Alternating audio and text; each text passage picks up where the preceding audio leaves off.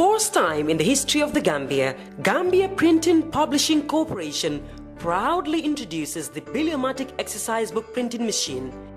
The machine has the capacity to print more than 20,000 books per hour. Yes, 20,000 books per hour. It also prints magazines, newspapers, calendars, flyers, normal books and all kinds of printed documents plus items at affordable prices. With the Biliomatic printing machine, GPPC can now render high quality and non-size restricted printing service supply across the sub-region. Rush now and partner with GPPC for all your public and private printing service needs. Print with us today and you'd be offered highly professional, reliable and efficient service delivery by our team of experts. The Gambia Printing and Publishing Corporation is here to meet all demands and is reliable at all times. For more info, contact us on 437-4493 or 437-4402. GPPC is Gambian and it's yours. All right. Honey, did you remind him that the last time he sent the money, it was not enough to buy all the provisions? Oh, sorry, I forgot to tell him. Are you guys talking about money transfer to buy provisions? Yes. But don't you know about Baluwo? Baluwo? What is Baluwo? Baluwo is a service that your son can use to send provisions directly to you guys from the shop. And you don't have to worry about the exchange rate. Tell me how Baluwo works. It's very simple.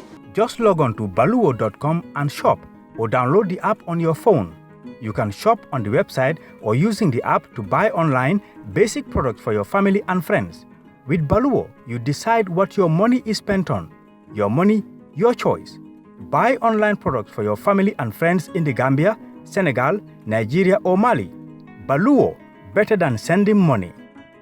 Gamcell data, now even better. Enjoy 20% extra data on all Gamcell data bundles. Buy 20 megabytes and get extra 4 megabytes. Buy 50 megabytes and get extra 10 megabytes. Buy 100 megabytes and get extra 20 megabytes. Any amount of Gamcell data bundle you buy, you will receive 20% extra data for free. Dial *302 data amount hash or go to your Yaiborom menu and choose your data bundle now. Gamcell data, it's fast, lasts longer and very reliable. Gamcell Yaiborom.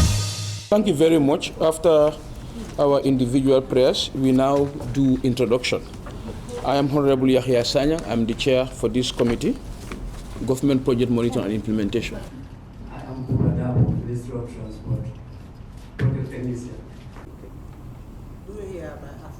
Do hereby affirm that. Do hereby affirm that. Do hereby affirm that.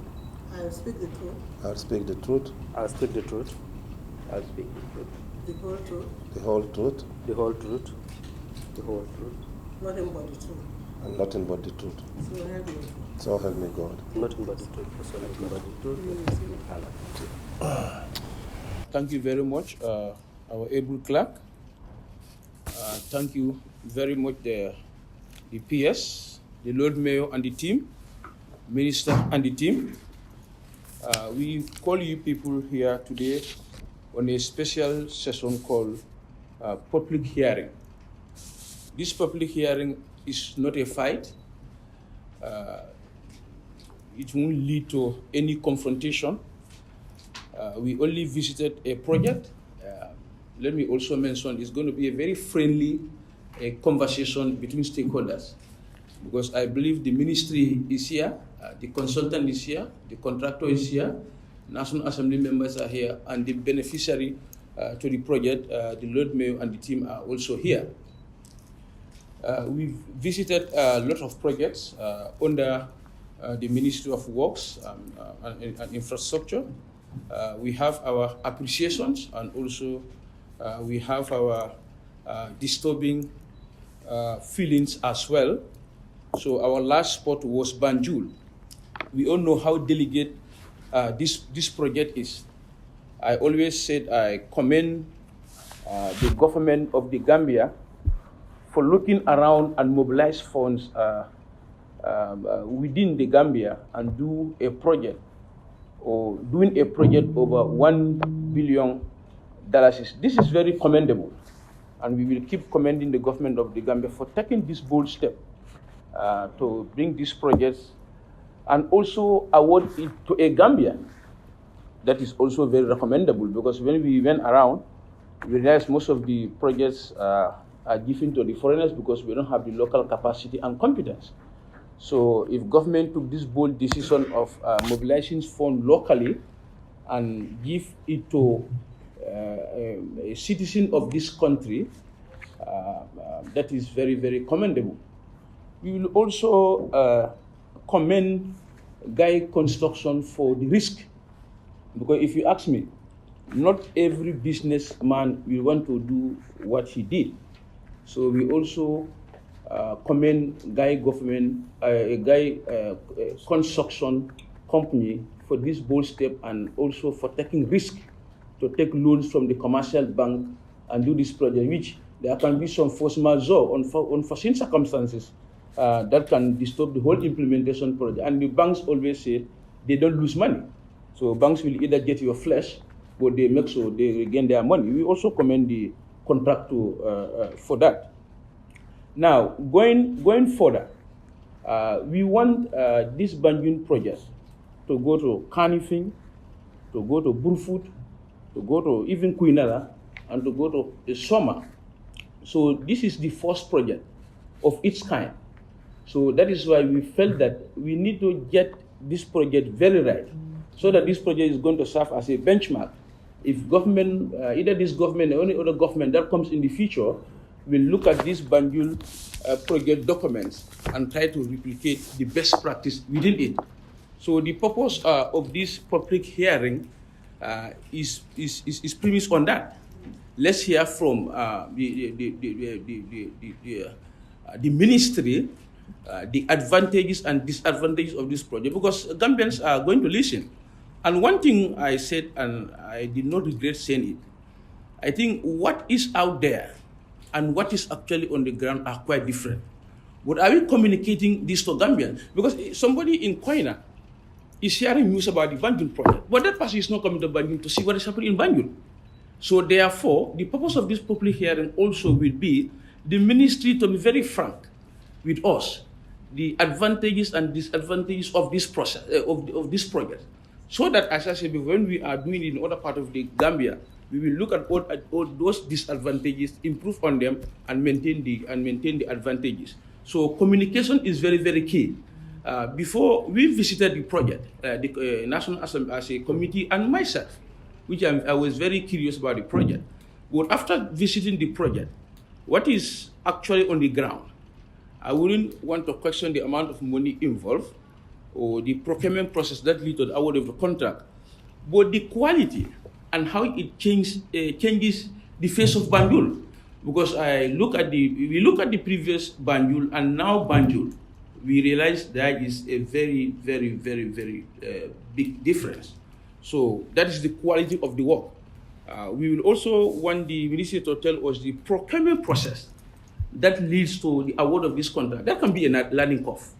That can definitely be a learning curve for every Gambian, and for this government and any other government that might come in the future.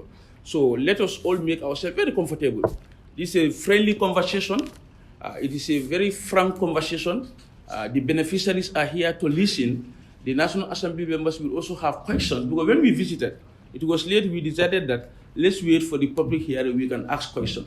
So I will repeat again, let's make it a very frank conversation, a very friendly conversation, and let us all have it at the back of mind. It's a national process. It doesn't belong to anybody. This is a national process. The archives and the documents are going to be there until 2050. So therefore, let us be very frank and make a frank presentation, so that we make this session a very fruitful session and a very interactive session. So I will therefore invite the submission from the witnesses. I don't know who is going to, maybe we allow the Honorable Minister to make a statement before we thank you very much. Thank you, Honorable Chair, Honorable members of the National Assembly, the Lord Mayor of Banjul, and the technical staff that accompany the Mayor, the flag, and the staff of the National Assembly.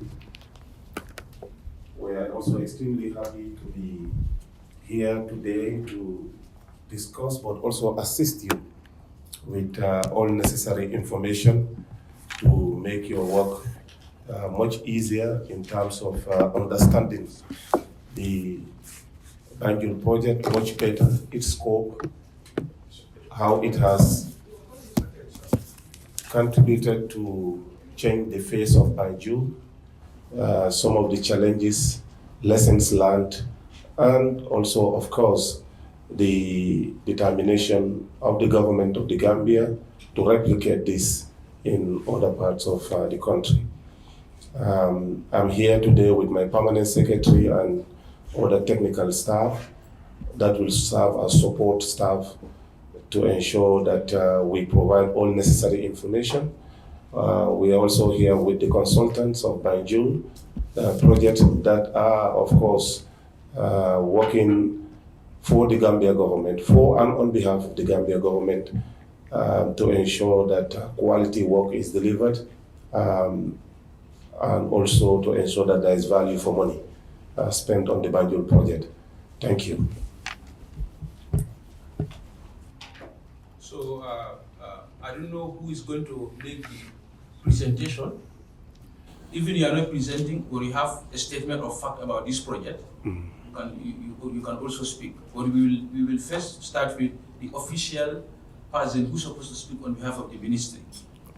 The consultant, the permanent secretary, or the deputy permanent secretary? No, we have decided that the consultant will give an overview of the presentation of the project as it is right now, where they are, what is left, and also then we will speak on the procurement process that you ask, and we'll be ready to answer any question that you may have. Okay, thank you very much. And the lead presenter for and on behalf of the consultancy firm will be Mr. Jete. Thank you. Still good morning, I can say. And, sorry, before you start, another thing is many people think this money involved only, it's only about roads. Yes. Governments don't know this drain and sewage system. That's why when the money is pronounced, yes, people only look at the roads component. Yes. But without realizing that the drains and sewage system are part of this problem. So yes, I think this is something also, hence people are listening.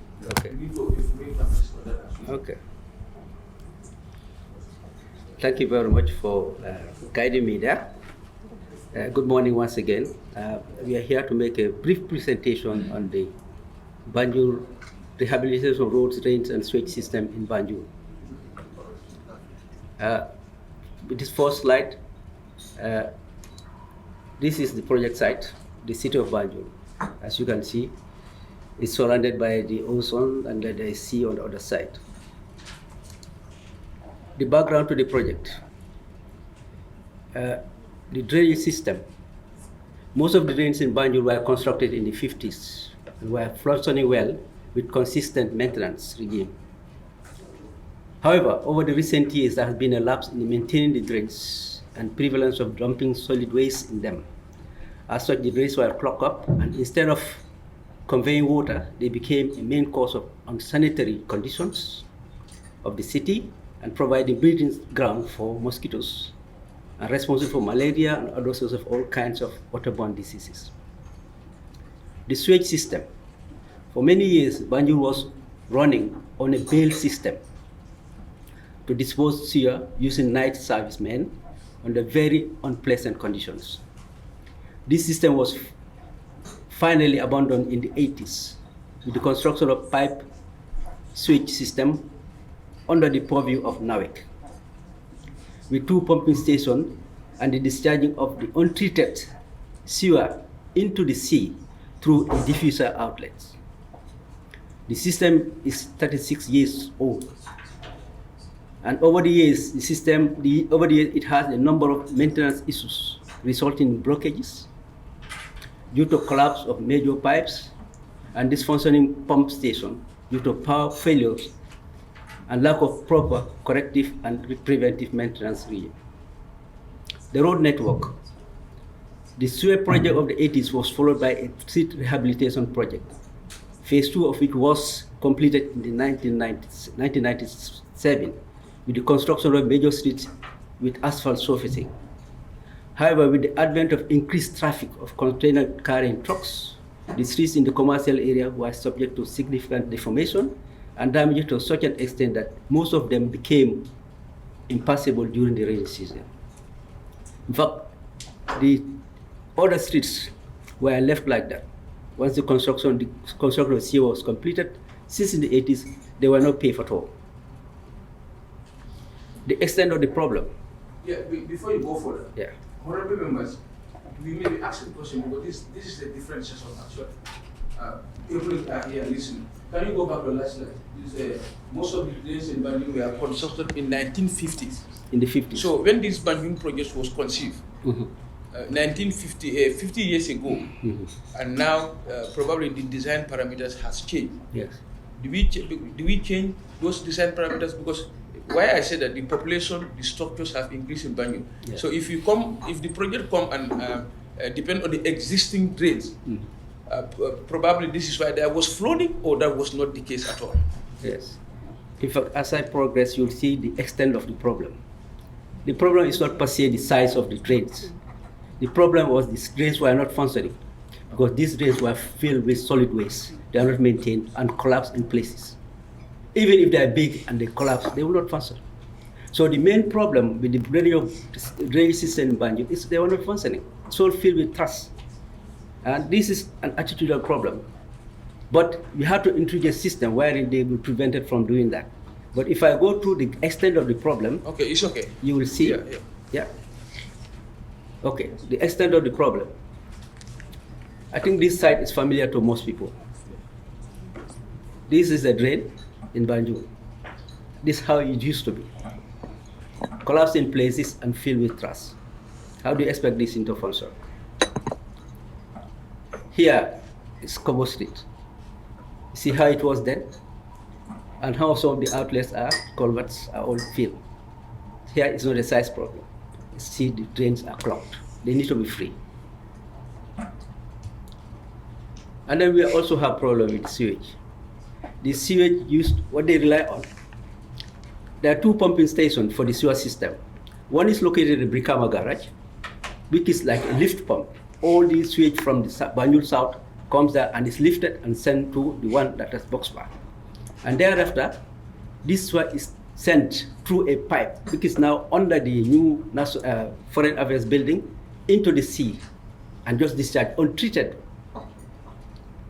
This is how it used to function. But over the years, the 2 pumping stations were in the state of disrepair.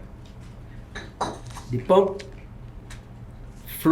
pumping sewer into the sea, the pipe itself had a problem. In fact, right now you'll see as we go on that the pipe have cut and they cannot even pump. Instead of pumping to the sea, now they pump into the canal, which is nearby the Boxbar Stadium. Now, we have also the problem with the roads. Like I was saying, this is the situation in 2018. Yeah. Before the flood, yeah. How many pumping stations were there? I'm talking about sewage now. Huh? Sewage. No, you mentioned about pumping stations. Yes, there are sewage pumping stations also. How many and were? The Brikama Garage and the one at Boxbar, near Gambia High School. 2. Okay. Now, the problem on our roads in 2018, this is the junction of Anglesey and Hagar. It was like this. This is near the ferry terminal. As you go on from the ferry terminal, where the vehicles enter. This is Picton Street. No, this is Lehman actually. This is Cameroon, the junction of Cameroon and Wellington Street. Now the project aim. The main objective of the project is to rehabilitate the entire network of drains and the sewage system. Reconstruct the identified streets, replacing the damaged asphalt surfacing with concrete pavement, as well as reconstruction of sidewalks. Reconstruct the ring canal around the bond polder to enhance the conveyance of stormwater into the pump house. This work will certainly have a positive impact on the socio-economic activities within the capital, while adding sanitary and aesthetic values to the city environment. The drainage works. This includes cleaning and desilting of the existing primary and secondary and tertiary drains, cleaning and desilting the existing culvert, reconstruction of damaged concrete base and masonry walls of all primary, secondary, and tertiary drains, covering of all drains with concrete covers, reconstruction of a ring canal along the southern periphery of the banjul in combination with clearance and backfilling the area between the drain, the channel, and the city.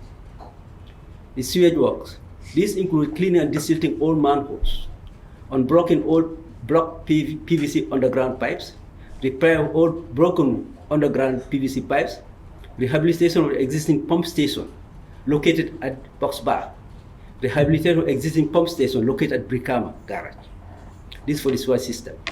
Rehabilitation of manholes and toilet facilities within the compounds, including reconstruction chambers.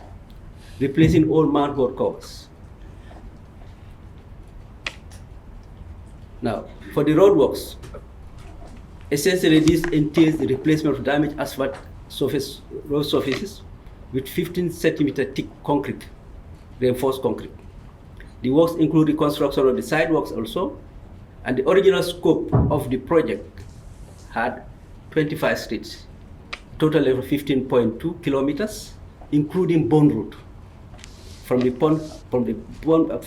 pump house to Banjul Serekunda Highway. The streets involved are here: Independent Drive, Wellington Street, Lehman Street, Dobson Street, Cameroon, Allen Street, Picton, Anglesey, Hill Street, Blanc Street, Orange Street, Kent Street, James Senegal, Hopkinson, Grant Street, Clarkson, Reverend Passy Pie, Parliament Road, Telegraph Road, Lands Office Road, Mosque Road, Bond Road, Tobacco Road Ring Roads. Tobacco Road Ring was a long one. It starts from the Box Bar Road and comes out around St. Augustine's. It includes Masamba Sise Road, Talifabala, they call it Tobacco Road, and Sir John Mahoney Road. So, this 15.2 kilometers is the entire... No, that's the original scope. The original scope, without the addendum? Half an addendum. Okay. Now, the addendum to project came in effect in 2021. It covers 21 streets. Total length of 6.2 kilometers as listed below. Oxford Street is one of them, Long Street, New Street, McCarthy Square, Gloucester Street, Pignut, Lowell Street, Lowell Square, Thompson Street, Ingram, New Perseverance. Okay, thank you very much. Yes. So now it's going to be 15 plus 6. 15 plus 6.2. That is the entire road covered for network this project. For this project. So this is the problem. If people hear $1 billion dollars investment on roads, and they know it's only 21 kilometers, yes. So it's unreasonable. Many people will say this is not fair. Yes. So you can see the point. Yes, they will say that. Can I answer your question? Yeah, okay. What are we talking about? We are talking about 3 projects here. For what? Concrete road? Yeah, exactly. Where have you done concrete road before? Very, very, very small. Where? So you compare what to what? Before you say it's expensive, you have to compare against something. What we have been doing before? Asphalt or surface dressing. What is the lifespan of concrete road? It's durable. How? It's very concrete durable. roads last from 40 to 60 years, where asphalt is 15 to 20. Will you compare the two? You see, with concrete roads, the initial cost is high, but the maintenance cost is almost zero. When Kwame Nkrumah did Accra to Tema, at that time, people are talking like you, too expensive. But what happened? Almost 60 years now, that road is there. This is the difference. Maybe you don't understand. I don't say it's expensive. Yeah. I didn't say that. I said, what No, I'm just saying, because you see, okay. you have to compare two things. Yeah, exactly, correct. Okay? Before you say something is expensive, you will have compared it against something, right? So this is why, because you asked this question on site, But I thought maybe we need to clarify that part. But we are having advantage with the concrete roads. What will cost you today $10? How much is it going to cost you in 10 years? Is it going to be $10? Certainly not. So this is what we have as an advantage using concrete roads. Now, progress made so far. For the drainage network, the entire network of collector drains, secondary drains, and tertiary drains were clean. The whole network was clean before and during the rain season of last year or before, even 2019. All these things, but unfortunately, they got filled up again with trash. But the exercise is continuing. The collapsed drain walls have been constructed, and where we have intervention, we cover them. Because when you're constructing the road, you construct the sidewalk alongside with the rehabilitation the drains and cover it. So all areas of intervention, the road is done, the sidewalk is done, the drains are covered. The sewage system, most of the manholes have been desilted. Because what happened? Where they constructed they put the sewer system and did not pave the road, the manholes also become receptacle of sand, rubbish, and everything. So they get blocked. A situation like this happened in Kerr Street. A lady told us for 15 years there was no flow of sewer from a compound into the manhole because it was blocked and it was not rehabilitated. So most of the blockages have already been taken care of. Now, these manholes have been replaced with new manhole covers. If you go along the road, you see we have replaced all the manhole. Where we have intervention, the manhole covers have been replaced. Now, roadworks, the progress on the roadworks for the addendum, for the original scope, is 95%. For the addendum, is 90%. For the original scope, only 3 road sections remain. Parliament Road, Telegraph Road, and also we have from Cameroon Street to Albert Market. That's also outstanding. But apart from that, almost all of them, but you'll see the details later on. Now, Korokoramo, yes. Is there any road in Banjul that is not covered by this project? Yes. You still have existing road in Banjul that are not covered by this project? Yes. What happened? There were previous projects by GAMWORKS. You saw some of the streets like Lancaster. It's paving blocks. Charles Street, William Street, all those are paving blocks. These are projects that were done by GAMWORKS. So they are not in this project. Okay, it will be discussed later on, but there are streets that are not in this project up to now, because they've been done previously. Spalding Street is one of them. We are safe to say. You want to say something? You're talking about breaking, of the manholes. Yes. Now, the areas that are not within this project. Yes. If we should have the same issue in those areas, how are we going to? No. For that one, it's the entire network. It's the roads we are talking about, but the entire system. But if you open here and the other side is blocked, it won't function. So. Entire network. So that the whole of Banjul. Whole of Banjul. Free from that blockage. It should be free from that project. The project aims to unblock everything. Okay, that's okay. Yeah. We are safe to say, after the feasibility studies that covered the entire Banjul, some of these roads were done before. So we can say, in fact, the contractor did not cost those roads that were done before. No. Thank you. Because these are all informations out there. Yeah.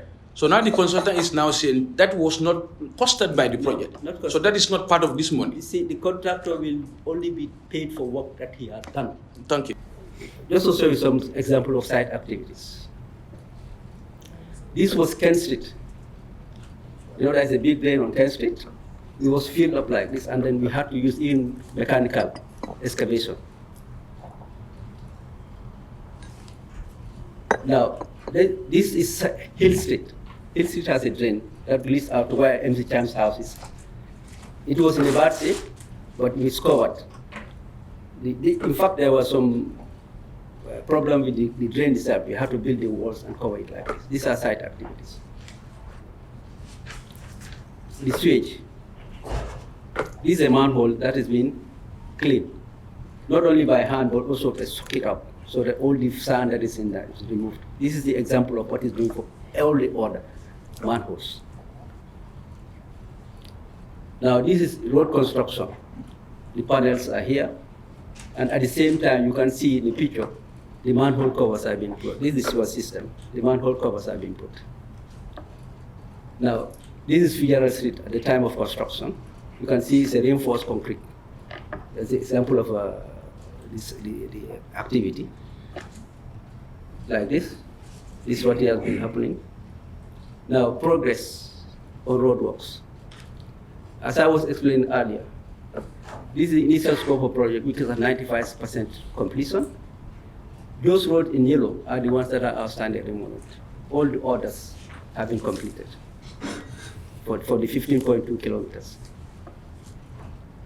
This is the addendum. The ones in yellow, McCarthy Square, which is zero around, McDonald's, which work is going on, is at 60%. All the other roads have been completed. Now, I try to show a map here, showing all these red marks, all the works that have been completed. You can see Tobacco Road, for example, everything is done. There's nothing outstanding. We only have some outstanding work, McDonald's in the central I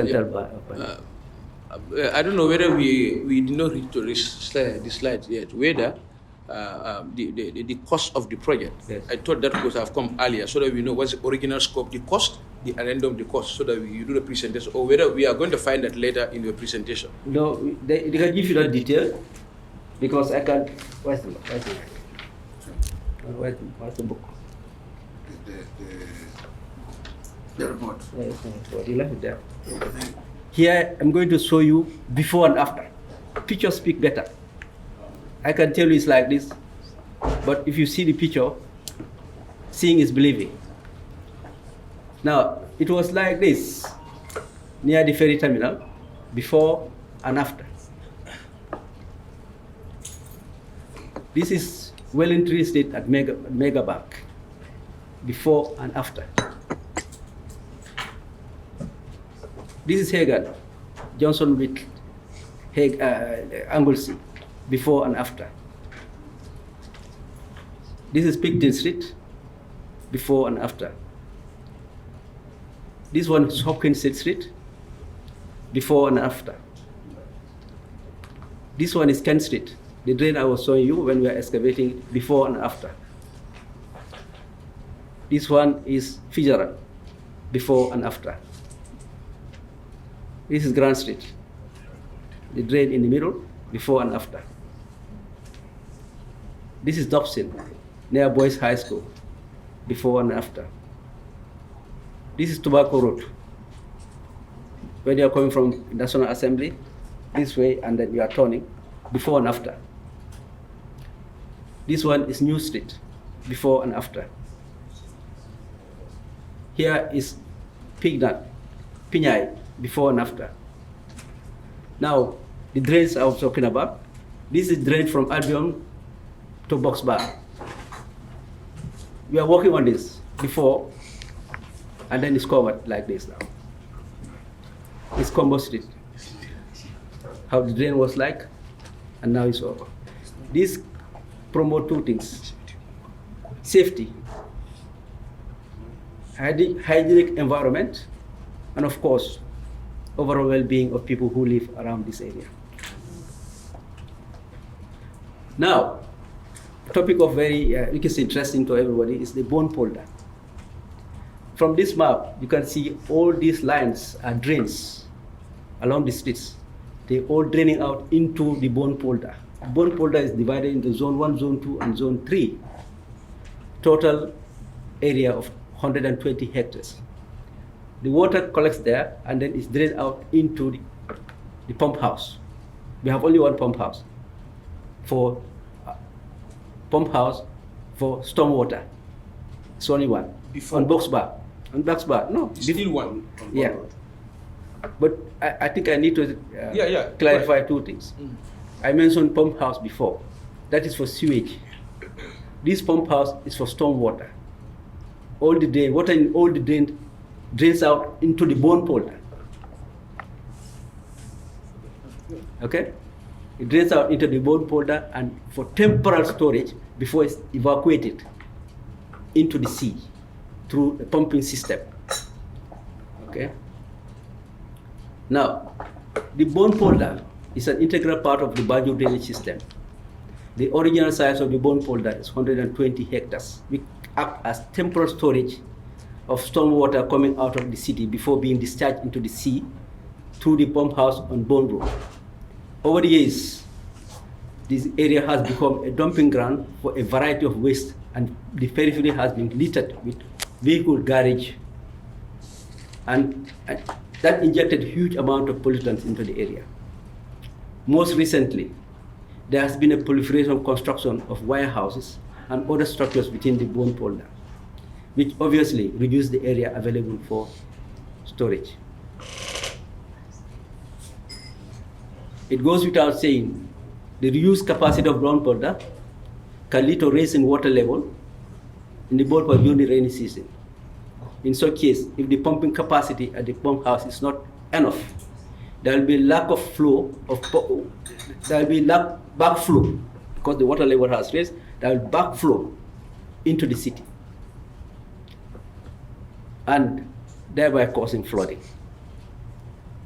Such situation was witnessed on the 30th and 31st of July 2022, as most of the Fatou area and some parts of Banjul were subjected to flooding.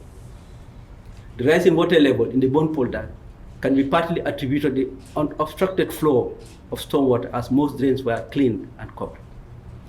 However, at the time of the unfortunate incident, preparations were well underway to install new pumps at the pump house. In addition to pumping, it was decided to create a sluice gate to enable gravity flow of water when there is power outage, and also when there is low tide, it can even assist the pumping. One of the gates was just completed at the time of the incident. The two installed pumps and the sluice gates were fully operational on the 8th of August. Now we had the flooding on the 30th and 31st of July. By the 8th of August, the two pumps, new pumps, each pump can discharge 2 million liters of water per hour. The two of them is 4 million. They were in place by the 8th of August. Now, pictures are here. This is the, fortunately, this is the gate in operation at the time. And these are the pumps in operation at the time. This is on the 8th of August. Now, the combined effect of installed pumps and the gates. Now, I think this point needs to be very clear. Yes. You see, many have the perception there is the poor quality of works. That's why Banjul got flooded. Yes. Do you understand? Yeah. That is the perception out there. Yes. That many Gambian taxpayers are thinking that it's because the quality of the work. The contractor did not go by the specification. That's why the city floats. Yes. But that's not in fact the case. It's because of lack of this thing. How do we call it? Pumping capacity. machines. So you need to emphasize this point so we understand it very well. Yes, that's it why. was not the quality of the work. No. It was not the deviation of specified by the contractor, but it was lack of availability of the pumps. At the time. Okay. At the time of the raids, the pumping capacity at the pump house was very weak. So that has been restored now. Yeah, that's why I'm showing you in pictures. This is the gate in operation at the time. These are the two pumps at the time. That is on the 8th of August. They were all fully operational. Sorry, my brother. Are you telling us that after the installation of these two machines, yes, the areas that of course experience flooding most expected to also will not experience it again? No. In near future? No. I'll show you pictures. Okay. Okay. Thank you. Okay. These are the two pumps in operation. This is on the 8th of August. Okay. Now. Sorry. How long were the pumps in country before they were installed? You know the procurement process for the pump, you have to bring this from abroad. Yes. Even the steering committee members went to inspect the pumps on the, I think, early part of July. They are already in the country. You see what happened, unfortunately, we have this incident earlier than anticipated. The year before, we had flooding in September. But unfortunately, this time, we have it in July. So the preparations were underway so that we don't have any incident like flooding before. But the pumps were in town, in the country, at the time of the incident. It's just a question of just putting them in. That was it. But before putting the pumps in, we are also saying, look, don't just rely on the pumps, you have to have the gate. And this is the gate that was in progress. And also that also took some time to fix. Okay. I could remember when I was going to primary school, this place is known for flooding. You have not put this, you have to prepare for this before. Yeah. But this is the project. There was nothing. Yeah. I know it's there was nothing for the project is bringing the solution. I know it's a project, but this thing, this wasn't that. Can I explain to you? Okay. Project has process. Okay. The problem was identified. What was required is to install new pumps, and the project is coming with that solution to install pumps. Before there was not one. They were there, but the project is now coming with the solution. Okay. So my problem is whether they didn't think about it. No. That is why it was included in the project. No, I mean my problem is there should be no repetition of such in that area again. Well, that's my issue. Yeah, well, that's it. If you have a problem, you have to come up with a solution. It's okay. Yeah. Consultant, and I think this one also boils down to proactiveness of the implementation of our program. Yes. You cannot procure an equipment that is there to save lives and property, and then you allow it to be there, not installed, until an emergency came that was beyond your control. Okay. So I think this is a learning curve for those who are implementing programs to ensure that whatever is procured, and when it is in town, it has to fit that purpose and be done as quickly as possible, because you are not in control of what is around your surrounding. That's a learning point. Very well. Yes. You see, on hindsight, you can say that. But when you are preparing for something, you bring something, okay, I'm going to fix it tomorrow. But you don't know what's going to happen between the time you bring it and tomorrow, do you?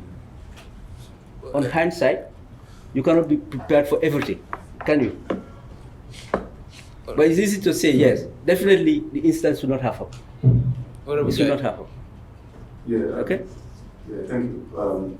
What he's trying to say is, we had a floor, about a year ago, from the first floor of this. Yes. Right? So it's like you have almost a year period in between. Yes. So our question is, what have you guys been doing in between to make sure that this thing doesn't go? That's the problem. Okay. So we can't be convinced as a committee that it had to take you about a year to bring in something and fix it. I don't think this is that complicated.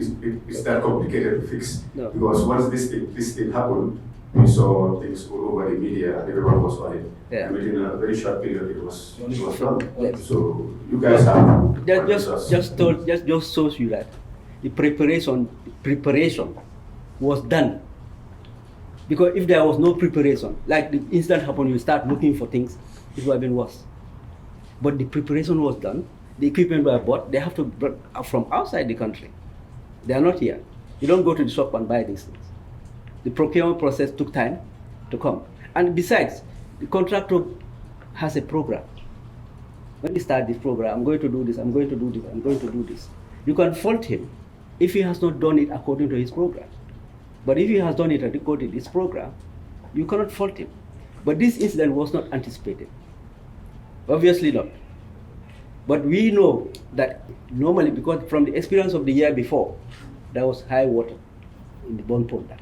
So we forced him, or let's say, I will not say force, encourage him to make sure he bring the machines before the next rain season. That's anticipation. Yes. So the machines were brought in, were even inspected by the steering committee. Okay. Unfortunately, within a week, we had this incident. But one thing you No, said, I cannot. What I cannot do. It was anticipated, so we don't know which is. It was anticipated. That's why the machines were bought in the first place. But then again, in your statement, you said that it wasn't anticipated. No. I said, what is not anticipated is the rainy season. Having high high rainy season at that time of the year. That is our argument. Like it did happen a year before, right? No. What happened a year before, it happened in September. Yeah, so So you have to make sure, because you expect heavy flow, heavy rainfall, not in July, August, September. Usually. Consultant, I think we need to move. What we are saying here is the learning curve for everybody or for any project implementing partner is to ensure that there is proactiveness in whatever we are going to do. And I agree with you. Yeah, that's that we have to establish, and then we move forward. The minister, because I'm a consultant. Yes. I'm the one who is not good. But can the minister put anything? Yes, Nkoro Karamo. Yeah, that's what we are saying now. Let's lay a foundation. Yes. You have no intention to see Banjul floats. So the contractor has no intention to see Banjul floats. Not at all. The Honorable Minister has no interest. But every time we said we want to make this a very friendly conversation. Exactly. Let's not be. It was we delayed time to fix the pumps. That's why the steep flows. Let's extend that so that when we are going to do this in Quinella, we tell them no, don't do it again because otherwise it will flow. Yes. No. I think this is what we established. The contractor could have fixed them earlier. Yeah. Rain, we don't control rain. So that is it. So the learning curve is next time any town like Banjul, we fix earlier before it floats. I think that's what we established. Department of Water Resources has done their forecast since end of May, beginning of June. And we were advised and informed that July is going to have heavy downpour of rains. So why do we have to have this pumping machine in the country? And you know that you are in July, midway July. Efforts are not done to ensure that these machines are fixed. Because if they came, they have stayed in the country for more than 2 weeks before they were fixed. If they were done before the 31st of this month, we would not have been in that process. So what we are saying is, project implementation projects have to go with facts and we have to go with timelines. If we meet the timelines, it causes a lot of havoc, and that was what happened. So that's a learning point for all of us, and then we will put that in our justification and the way forward for other programs that are going to come up. Yes, that's correct. Okay. Yes. So we proceed. Yeah, we can proceed now. Okay. Now I just saw the word the effect of the two pumps was full to the brim. And the gate. That is by the this is how it became on the 18th of August, after the pictures, the operation of the two pumps. Just before this is the bone. Then the current state is like this. Most part of bone polder are dry. The water is just restricted, confined to the creek that's over there, and the lead to the pump house. Then this is how it is now. It's like this. Most part of bone polder. Now, the sewage system, as I explained before, we have two pumping stations. Confined to the creek now, that's over there. And also, because we had problem, this is how it is. It's not only stormwater that goes into the bone polder. Now, the sewage system, we also have sewer being pumped into the canal that goes into the bone polder. Now, so by the 20th of August, two new pumps were installed. It's not only tobacco and stormwater that goes into the bone polder. But the problem here is these pumps are pumping water into the sea through a pipe, and this pipe is underneath the new Ministry of Foreign Affairs. As you can see, this is the pipe. But the problem here is detached from its anchors and even pumping water into the sea. And this point here is about 50 meters from the shore, and the raw sewer is being pumped into the sea. This is very close to the Atlantic Hotel. Detached from its anchors and even without fixing this thing, we still have a problem. This point here is about 50 meters from the shore. The raw sewer is being pumped. I just have to say, because my understanding is that NOAC is doing something about this. We've already tried to recruit a consultant who's going to study what the problem is and hopefully come up with some specifications and drawings for it to be implemented. I just have to say, because how it's going to be done, this will be decided between the ministry and NOAC. They've already tried to recruit a consultant who's going to study what the problem is. Thank you very much for your kind attention, and can answer any question that you may have. Thank you very much, Korokramo, for your wonderful presentation. I'm sure the floor will now be open for honorable members to ask questions on the project, then later. Yes, Honorable Minister. Okay, I thought you want to. Then later we can go to the procurement process. Now I'm sure we understand the process very well. The only thing I'm thinking is Banjul is very costly to maintain. I think, Pierre, your city is very costly to maintain. I think we need a relocation. Honorable Minister, they need to go to Kerr. Okay, thank you very much. So you mentioned about the steering committee. Yes. Who are part of the steering committee of this project? I'm a consultant. Yes, you are a consultant. Can you ask Mr. Cartello, the steering committee is set up by the ministry of all stakeholders. Okay. Maybe they can tell you who are the members of the steering committee. Honorable Minister, the steering committee, Thank you. The steering committee members, of course, are BCC, which was initially part of the process when it was conceived. BCC, okay. Yeah, we have the National Road Authority, we have NAWEC, National Environment Agency, the National Disaster Management Agency, NDMA. I think we also have the ferry services, the Gambia Fire Services, and also the Gambia Police Force, GAMTEL also, and those are the steering committee members.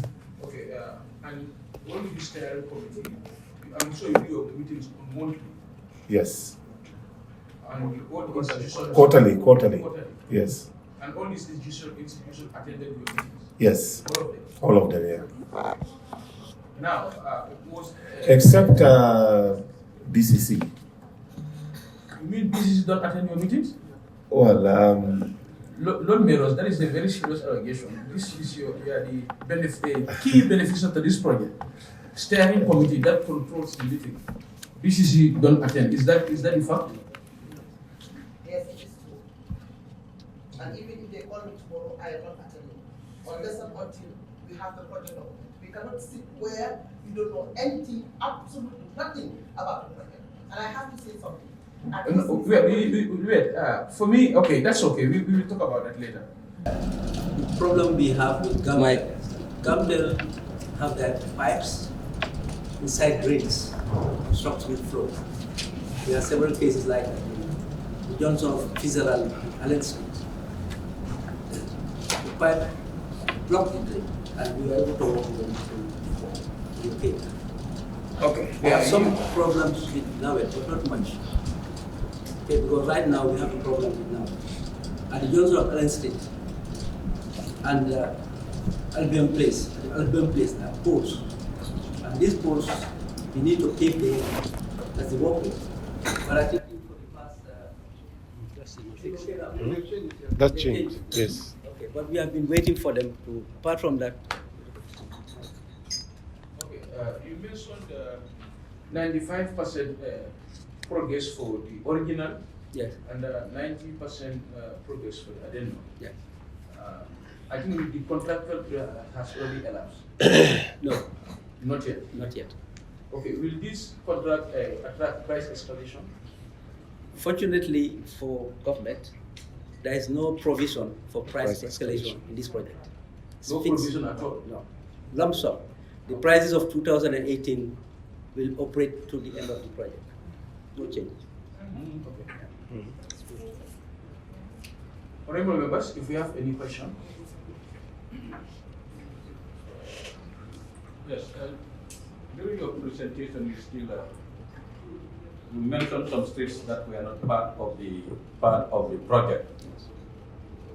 So, what's going to happen to them? Are they going to stay like this because of the previous work that was done before the signing of the contract, or you trying to see where they need some maintenance work to be done so that they are apart with the new road? Or what are your plans? That plan is under consideration by the ministry. Yeah. The ministry will do the consider it when they are ready. I allow them to talk on that. Yeah. Chair, just for your information, we looked at the scope of the project again, and we've made some savings on the project sum.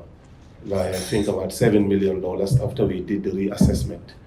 And we now, use the claim experts to look at the project again, and the existing roads that are not part of the project scope are now going to be included, including the main drain between the St. Augustine's High School and the Gambia High School that goes all the way to the Bond Pond. So that one will also be covered, and I think we are getting a tentative figure of all the remaining works at a little about $5 million. Okay. So now, in essence, every single road in Banjul and drain will be done now. So that has answered my previous question. Yes. There are roads that are not covered. Will Yes. these savings cover those roads now? Yes, we'll use the savings. That's a very good news for the Lord Mayor. All your roads are now covered by this And your project. drains. Okay. Honorable Minister, yes. You have mentioned all your steering committee members. Yes. Now, I said that before. Let's make this a very, very friendly conversation. We are appealing. If BCC is not attending this meeting, just because they don't have the contract documents, Yes. we are appealing. We are appealing to you. Yeah. Please, as a key stakeholder, that's number one. Number two, as part of the steering committee, can you make available to them the contract document so that they can participate actively in this project? We are appealing. Thank you so much. It was news to me that the BCC was not availed the opportunity to have the contract document, but I promise that from today I will personally give it to the mayor. When I assumed office, I personally invited the mayor and had a very good discussion with her that we turn a new page and that she should see this as her own legacy, being the mayor of Banjul and the city be remodernized. And she promised that she would be part of the process. But I never knew that she did not get the original contract document that actually stopped her and her office from participating in the steering committee meetings. But now that I know that that actually was the issue, I will, and I promise, provide her with the documents. Well, normally what happens with steering committees is that when we form these committees, the ministry actually writes to the respective institutions.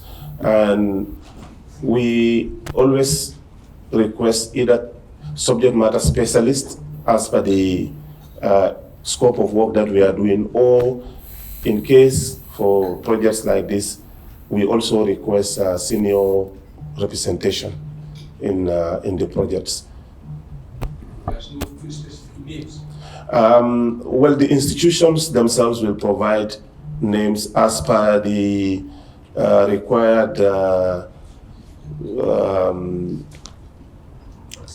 assignment that is requested from their offices. If it is, say, for example, GAMTEL, and we were doing the transfer of services or the cables, sometimes it is the department responsible for that particular assignment that will either send the head of the department or the necessary technical expert that can help us know exactly where these cables are laid, the topography, and also the topology of their network, so that we can work with them, smoothly.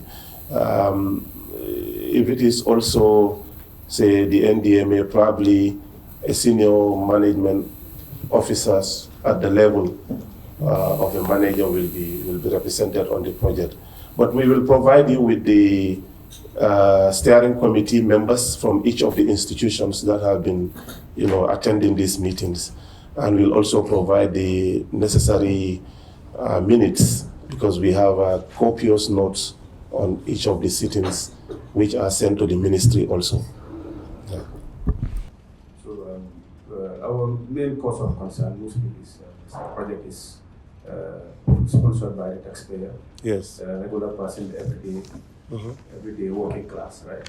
So that's why we are a bit more particular as to the fiscal specifics of the project. So as pertaining to the contractual aspect, my question is why the reluctance in terms of publishing the contract? Because you just made mention that it will be available to the Banjul City Council hopefully today.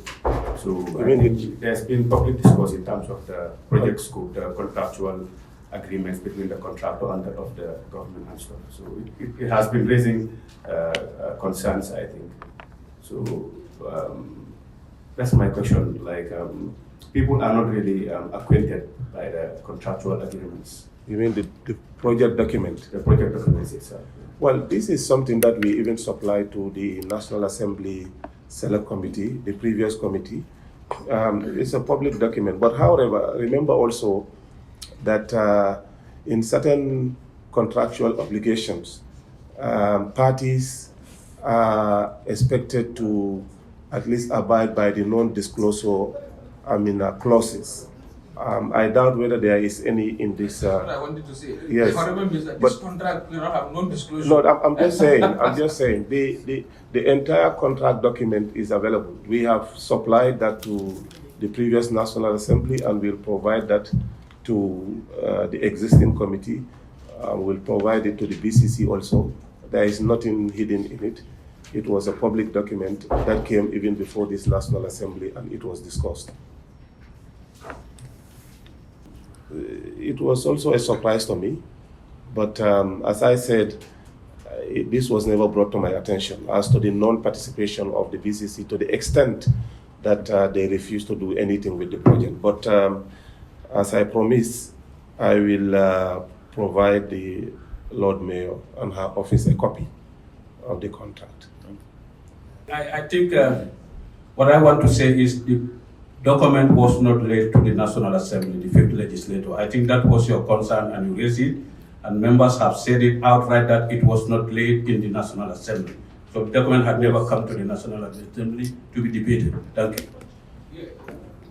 Actually, Honorable Member, what I was saying was that when the Banjul project was being discussed under the GLF meeting, the document and the scope of work was handed over to the committee, although it was not discussed on the assembly floor or chamber, but the document was finally, given to the National Assembly for them to understand the scope and the work involved. I don't know where is this information coming from, but again, my attention has been called by people here before that it has never been supplied to the National Assembly. The contract design was never, the contract agreement was never supplied to the National Assembly. I think probably your technician behind will be able to help you, because this is not your fault. You just came newly, and we need to, let's clear that, please. Going by the Accountant General's report, we realized that the Banjul project, the initial concept was like pre-financing it, the contractor to pre-finance the job. But in that report, it is stated that the contractor was fully paid. So I want some clarification. Accountant General? Yeah, there is a, yeah. Oh yes, yeah. Okay. Yes, there was this audit report, but I have the audit report here, but I did not see anywhere that the contractor was fully paid. All I know is that this is an EPC contract, engineering, procurement, and construction project, and the contractor, delivers work and then cost it. We verify the cost through our consultants, and then, payment is raised, and then, the contractor is paid. Yes, thank you very much. I think the issue of refinancing is still the case here. What has changed is that the previous arrangement was that annually the contract would be paid for work done, but eventually it was changed in form of an IPC, that is based on work done, which is still pre-financing. I think that's what the auditors picked, but then there's no difference here. What has changed that is, instead of waiting for the end of the year to pay the contractor, the payment was modified to pay as based on work contract done. So it's still pre-financing. Well, a number of factors were responsible for that, but mainly, initially the contractor was going to charge in US dollars. And when the project document was reviewed, the Ministry of Finance thought it necessary to charge in the Gambian legal tender, which is the dalasi. And then it can be done so that it will not be a huge stress on the budget. So we prepare the EPC, IPC, which is the interim payment certificate of works done within, say, 2-3 months, a quarterly basis, or 4 months, and then payment is raised against the works when they are verified by the consultants, and then also, you know, they can be paid for by the government. So I think this in itself has saved the government a lot of savings in terms of the fact that if we were to pay it in the US dollars, it would have been a huge nightmare where you have to go and then look at look for foreign currency and then pay at the rate of the dollar exchange rate as per that particular time. Now, looking also at the scenarios that we have where we are not going to have price escalation in this project, it means that at the time of the signing of the contract, what we pay for items are the same things that we are paying for. Is in itself a very good advantage on the side of the government. Yeah. And also the truth is that from experience, most of these contractors will face challenges when it comes to liquidity. Yeah. Cash flow. So we want to minimize a situation whereby you have to wait until the end of the year to pay the contractor. You might expose the project to that risk of delay in terms of execution. If government does not want to take that risk, and it is very clearly indicated in the addendum that it is going to be paid provided that there is money. So it's still not compulsory for government to pay as per work done. Government can still wait for the end of the year, but it is subject to availability of fund. So this is one of the reasons why it is not that way. Thank you very much, PS. I understand your point very well. As I said, let's always lay the foundation. Now, when the contract was conceived, the contractor promised to pre-finance, and after every 1 year, then the government of the Gambia reimbursed it. Now, it was during the project has started at a certain point, and we realized that the contractor was not liquid. We need to give him money to do the work. No. I don't understand your presentation. No. Your technician can talk. No, in fact, it was not about the contractor liquid or not liquid. I mean, it was the Gambia government that engaged the contractor to change certain clauses, especially payment in US dollars, and also knowing that some of these contracts can be delayed if payment issues are not resolved at the early stages of the contract negotiations. So it was decided that we turn to the IPCs on basis of work done and delivered and subject to availability of funds. Okay, so in other words, the project was not evaluated when the contractor submitted the proposals. I don't know whether the contractor did the proposal or the government of the Gambia did the proposal. I don't know. Can I get that point clear first before I speak? Well, Honorable, the banjul project was conceived through an interesting discussion between the government of the Gambia and the contractor when the need, because His Excellency the President went on his annual Meet the People's tour, and when he reached Banjul, the people of Banjul requested and demanded that they want to see their roads done, being the capital of the country. Now, at that time, we all know that there was no funds for that kind of activity. And knowing that this particular contractor also, even during Jammeh days in 2014, 15 or 16 thereabout, he was also engaged in the rehabilitation of some of the works, some of the streets in Banjul. He approached the government of the Gambia, to do the works. based on a format to pre-finance. And it was true that then the subject matter was introduced to cabinet. Cabinet gave approval for it, and then engagement on the matter started.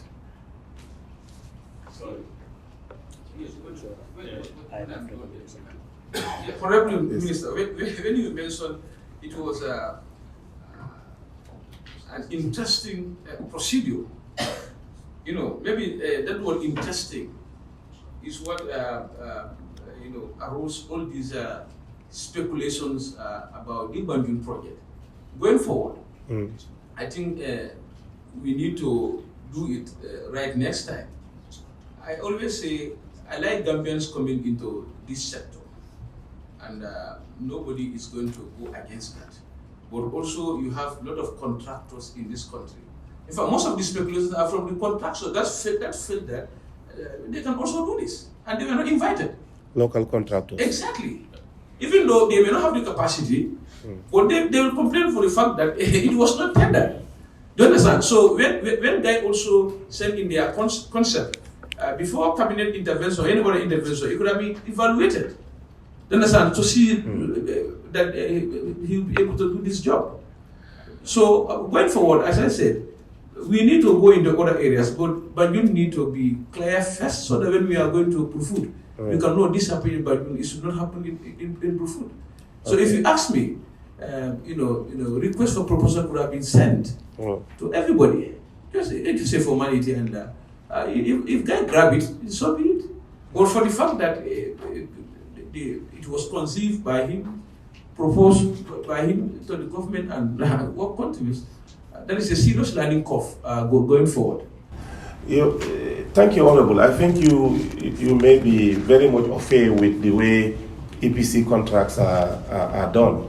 I mean, knowing that it is hugely expensive to conduct the kind of feasibility that may be needed.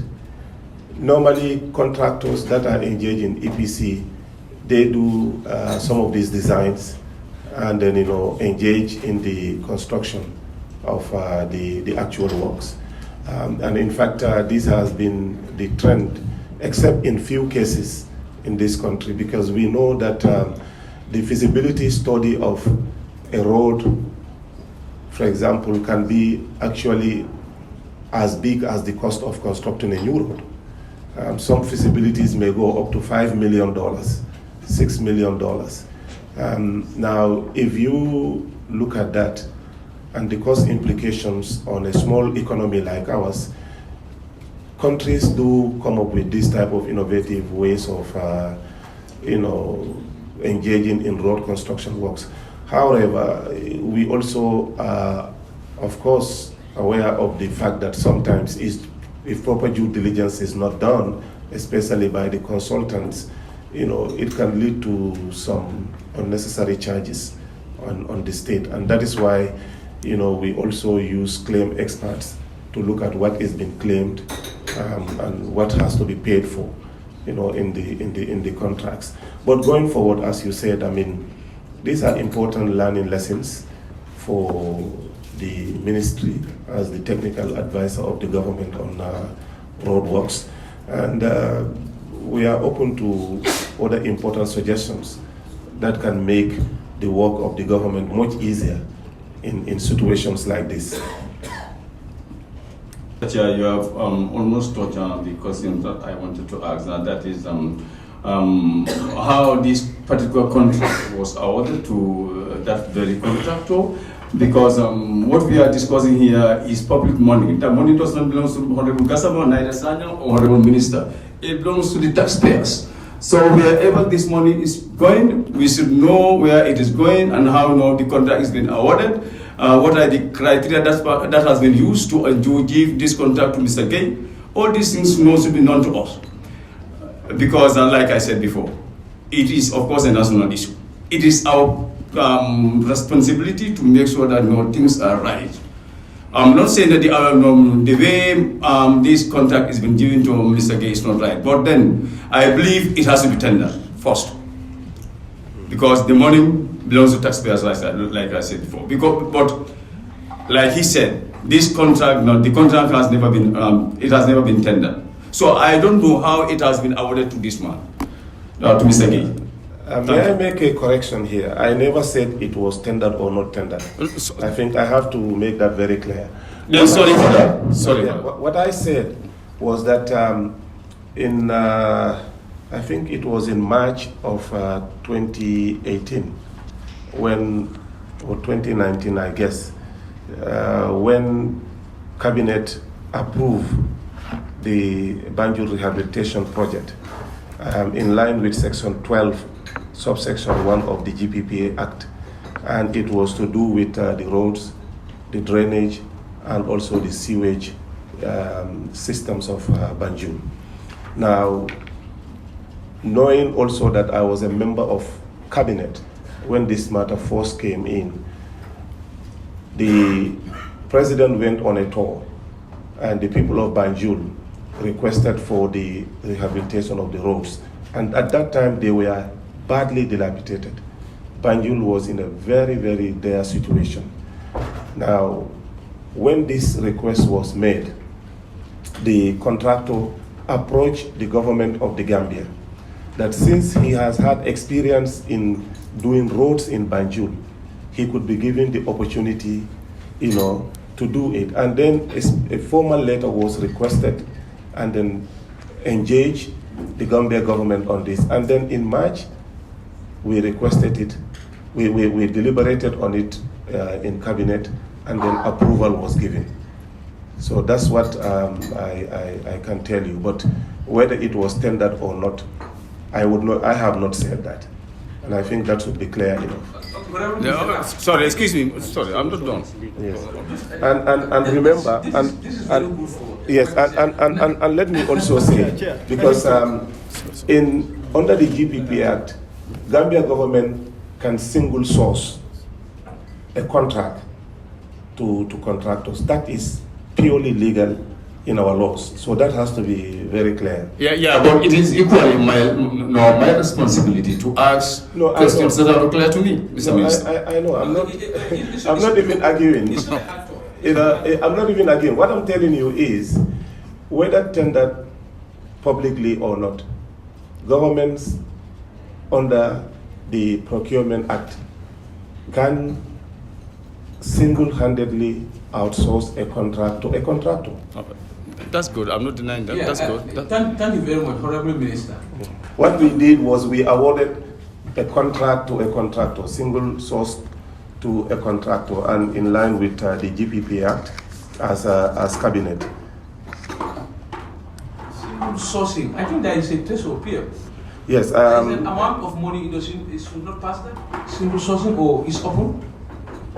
No, I mean the cabinet approval, does not apply to that threshold, because I can even read you the reply that we got from the GPPA on this matter. If you don't mind, I can read it and then provide the document to you. And this is paragraph 2, which says the public procurement law in the country provides for 2 approval systems. Firstly, approval by the Gambia Public Procurement Authority or Cabinet. A procuring organization shall not engage in a procurement above such amount as may be specified in the regulation currently at $1 million without obtaining the approval of the authority, which is GPPA, at every stage of the procurement proceedings. However, Section 2.0 subsection 5 of the GPPA Amendment Act of 2018 provides thus: the President may, by order published in the Gazette, exempt any procuring organization from requiring approval of the authority with respect to any procurement in whole or in part, and in such case, the Cabinet shall be responsible for giving such approvals instead of the authority.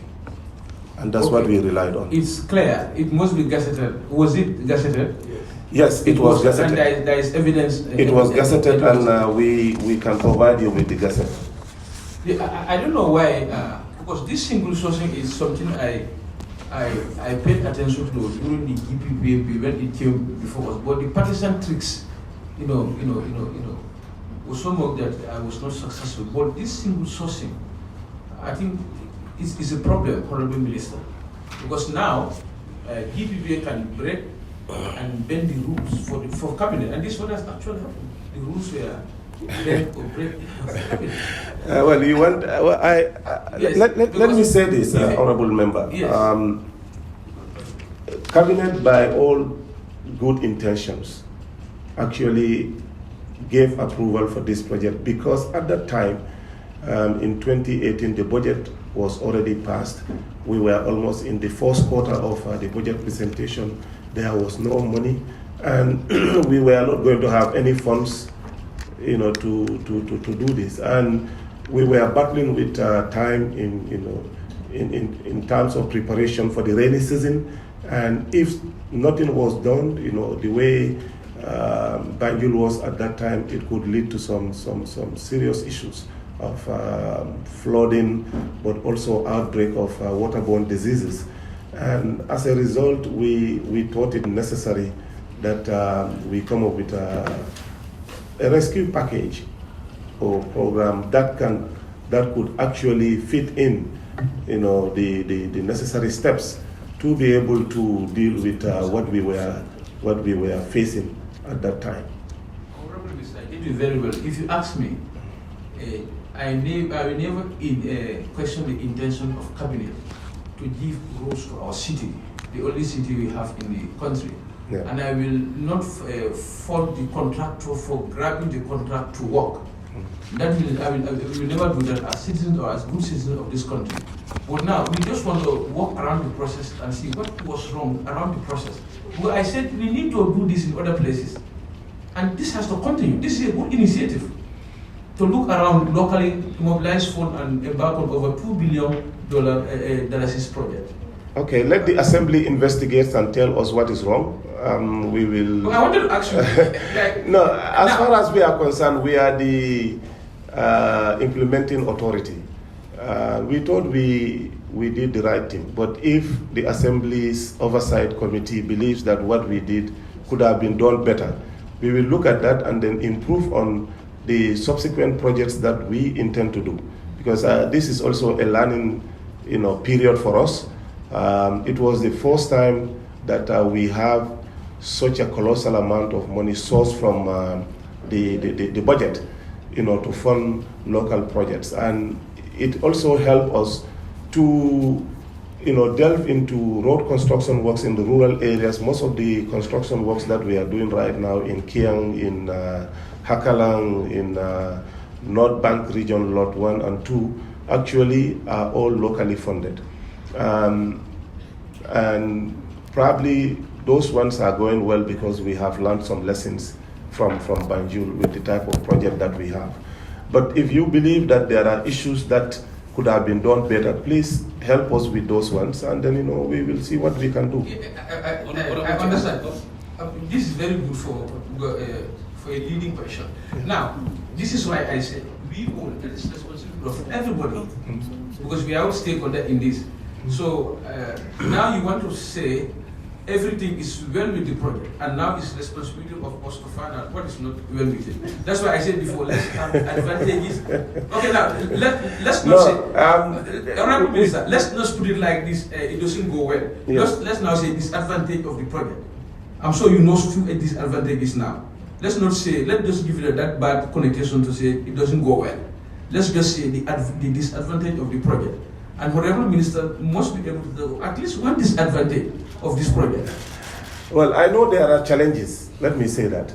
Exactly. In fact, we are now like challenges. Yes, and those challenges could be, with hindsight, maybe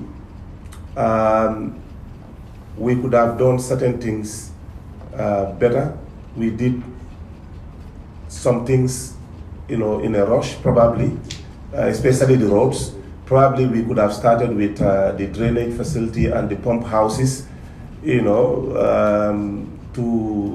put into consideration the fact that even if you do all the roads and the sewage, the drainage, but if you don't really do the pump stations, I mean, the water would still come back to Banjul, and then people's houses would be affected. And then, you know, that I thought those are important learning lessons. Yes, and that is very correct. Those are challenges.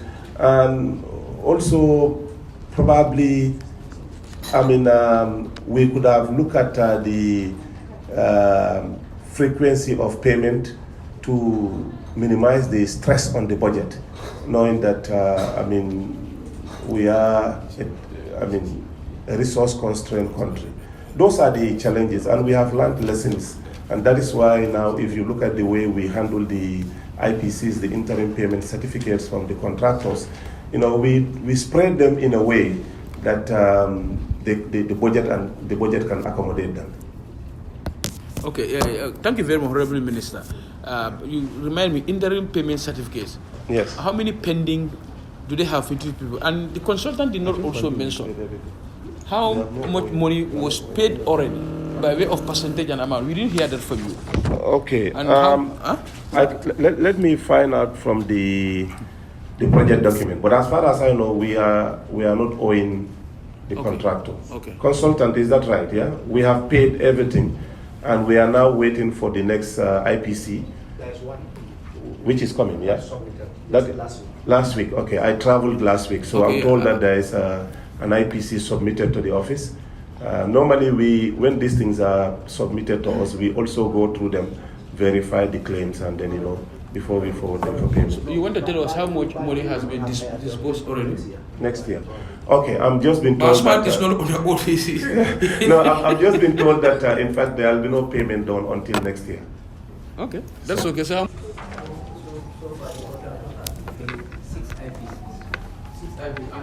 Amounting to 28 million. 28 million. And the contract sum is 43. 43 million. So this represents 64%. 64%. Yes. And the work is already done. This contract will make a lot of profit. If 90, if 95% is completed on original scope, 90% now on the addendum, and we pay 28. That's the rules. Huh? That's the rules. That's the rules. These percentages are on the roads. Yeah, I know very well. We still have. I told you I'm not going to fund anybody. Yes. You understand?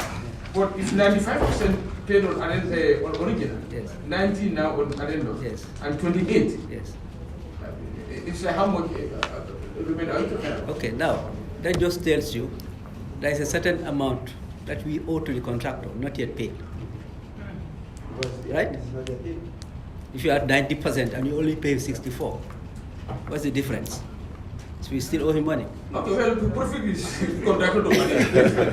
No, but you know, can I comment? Yes. You talk of profit. I'm sure if this contractor stand in front of you, he will cry. You are subjecting him to fixed price of 2018. What happened with the bag of rice from 2018 to date? How much? It's gone up. So, okay, I don't want to talk about his profit, but this is how we are. 64% payment has been done, and we have that much progress. Still more. The project is within scope, time. Within scope on time. The representatives of all the steering committee members from the institutions, and also the minutes of their meetings. So we will have to sit and discuss this with the subject matter specialists. Then we will have to reconvene and deal with this one in more detail after our review of these things. So that's going to be my next proposal. Yeah. So in between, later on, one thing led to another. You guys had to change the contract agreements, as you said. That is prior, even it was agreed that the payment method will be through the foreign exchange, right? And that you said that was changed later. Mm-hmm. So the thing is, would it be, I would say, a fair assessment to say perhaps you entered into the contractual agreements irrationally, one. Secondly, also, as a very strong bond for government on your own side, wasn't there a performance security that would at least give you a leverage later on?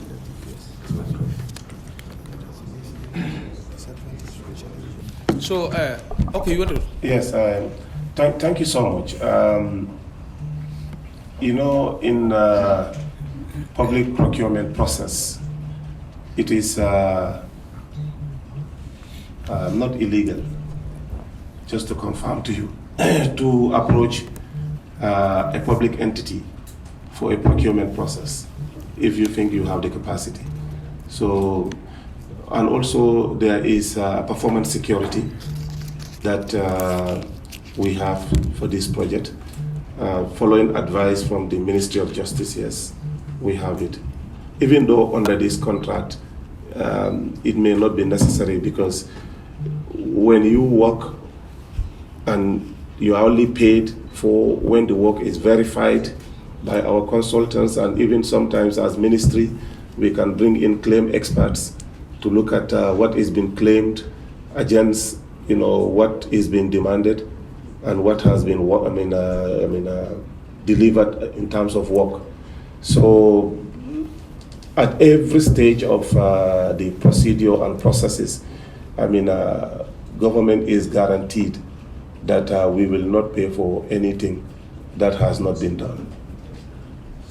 Thank you very much. Pay as you work.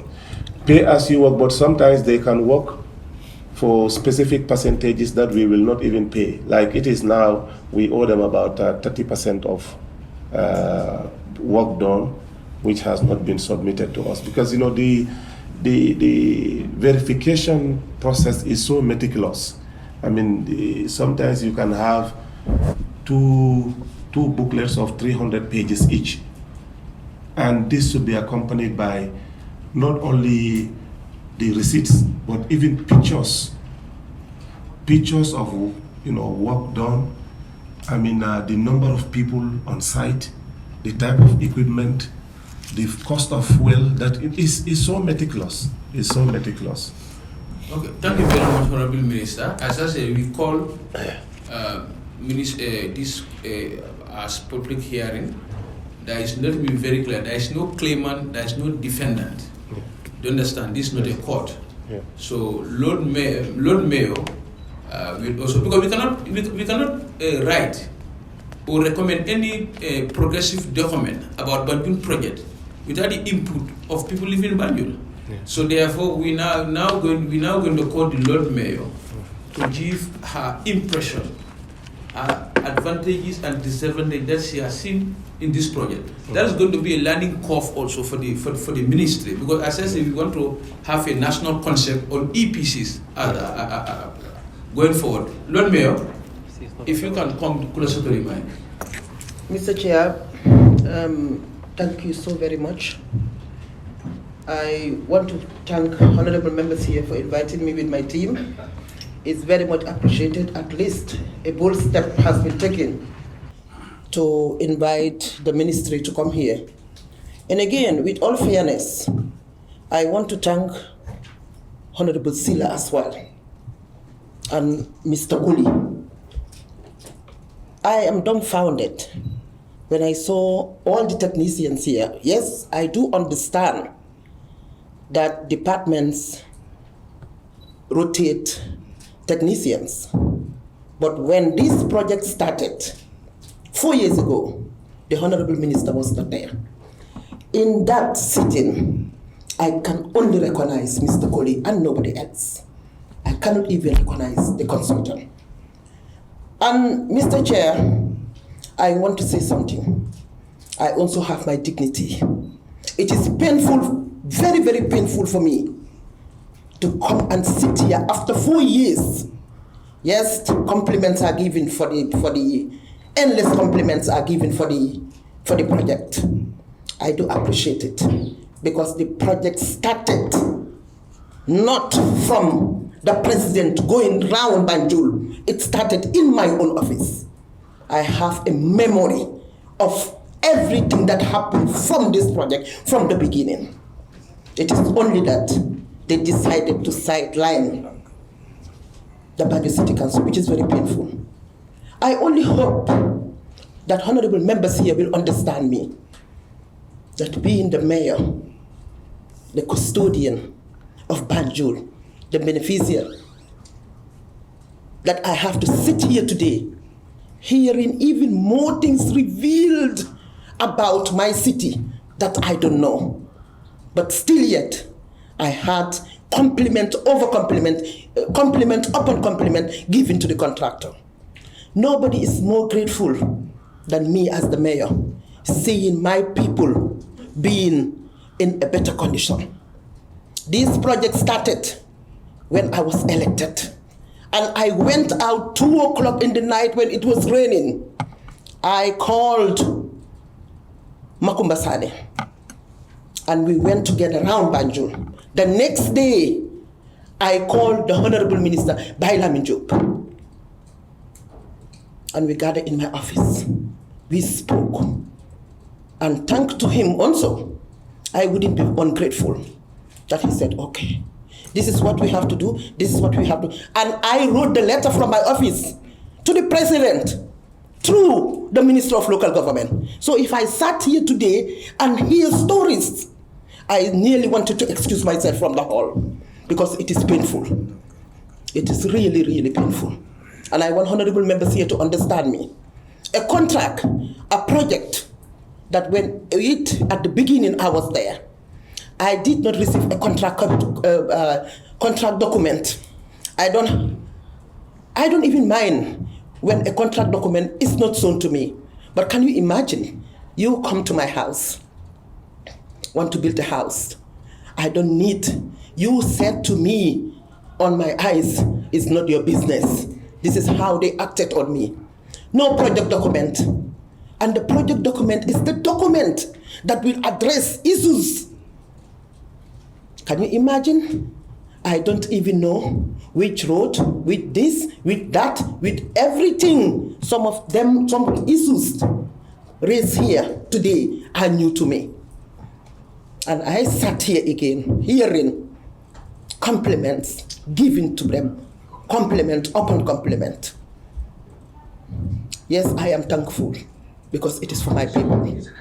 But again, it is more than painful to see somebody invade your home and said, I am coming to build a house or a toilet. But you know what? Madam Landlord, is none of your business. I lose hope on the system. This is my honest opinion. I have no hope. Again, I lost hope. I have no confidence in the system and I've moved on. This is my honest opinion because I don't want to go back and forward for some things that I cannot change. Yes, the Honorable Minister Silla has tried. At least she has respected part of my dignity to call me in his office and said, you know what, you are the mayor, this is your legacy, and I want you to be part of this. And Mr. Koli as well. I have to be very, very fair to them. I said, Honorable Minister, I cannot. I don't have the energy to fight. I cannot. This is a losing battle. And I know it. I'm not a small child. Whoever touches this project, the next day, I know everything. I was born and raised in Banjul. I was born and raised in Banjul. And I understand issues. And I can feel and see issues. However, this is a bold step to call us here. And I wouldn't be unfair to the Honorable Minister or to Mr. Koli. How many times Mr. Koli will call me and say, Mayor, definitely Nyowal. Mayor, I said, Mr. Koli, I cannot. This is not about me. This is about the people of Banjul. This is about the council. And this has been discussed over and over and over and over again in the council. Hey, honorable members, you people should remember that I went to Pagi Afdai and inaugurate this project. I inaugurated this project. And we constitute the steering committee until when I saw that, hey, Mayor, be careful. Now, before you start, you know everything that was going on. But now you knew not even 1% of what is going on. I was dumbfounded when we inaugurated the project. And I wrote to the Christian committee and the Muslim committee to at least make a prayers before we start the project. So what happened? The next day, the contractor went and started digging. I ran to the CEO and said, hey, CEO, there is fire on the mountain. He said, what happened? I said, the contractor has started the project, and it was supposed to start with prayers from the Christian committee and the Muslim committee. And when I called the contractor, his reply was, listen to me carefully, Mr. Chair. He said, lead us affair, Johuloma project in Mandinka. What's that? Ilahajo Tiji. In Jola, I don't know how to say it. In Koroninka, the same thing. He said to me, this is none of your business. You did not give me the contract. I was like, hey, this was only yesterday that we inaugurated this project. And I went and called the minister. I said, Honorable Minister, I can remember very well, Mr. Drame. And he was fair. He said to him, you cannot say that. You have to be very fair with the mayor as well. And he said he was joking. And this was the time I knew, Mayor Lowe, you are not part of this. They said it's none of your business. But should I give up? I said, no, I am elected by the people. We are the custodian of the city. And they have to hand over this project to us later. And since then, I am asking of project document. I was asking of the design. We asked of contract document. Nothing was given to us.